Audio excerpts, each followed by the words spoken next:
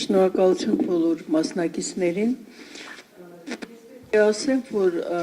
ես եւ դասավանդում եմ արդեն 20 տարուց ավել եւ իմ դասավանդման առարկայի անունը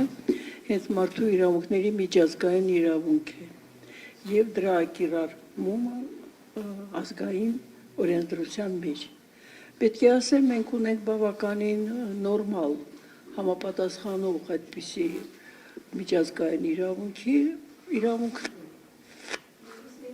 այդպես շատ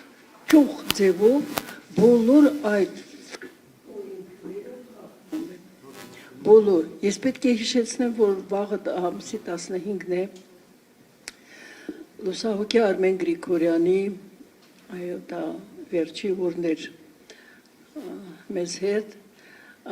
եւ իրեն մեղադրում էին ատելության խոսքի համար։ Հիմա ես կցանկանայի ասեի, որ այն ինչ որ մենք պետք է քննարկենք քաղաքատարյալ եւ ցանկացած այլ թեմա, նա առնչվում է մի խայտարակ իրավիճակի մեջ, այն է, ասում են ատելության խոսք, ասում են ինչ որ այլ բաներ, բայց իրականում դա վաղուց կոչվում է դոմեստիկ ռասիզմ, այսինքն ներքին ռասիզմ։ Եվ այսօր մենք իրոք պետք է հստակեցնենք, որ այդ ներքին ռասիզմի տարածումը եւ ընդգրկված խավերը Հայաստանում բավականին մեծ են։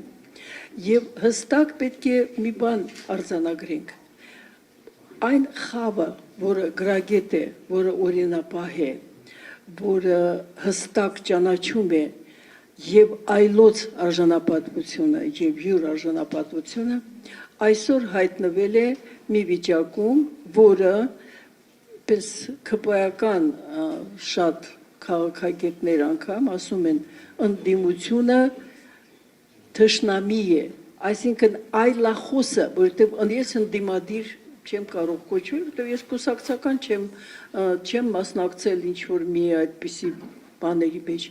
բայց ցանկացած այլախոս Հայաստանի Հանրապետությունում այս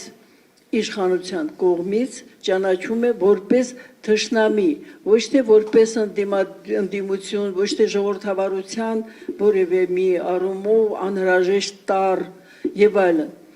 Դա թշնամություն է, այսպես ասած, տարածում ոչ միայն հասարակության մեջ, ոչ միայն իշխանություն հասարակություն, այլև արդեն այդ գործը հասել է ընտանիքներին, բարեկամներին, ընկերներին, եւ մենք հստակ կանգնած ենք այսպես մի վիճակի մեջ, երբ որ մենք պարտավոր ենք ինչ որ ձևով միավորվել եւ նախ եւ առաջ այդ քաղաքբանտարկյալները, որը միաժամանակ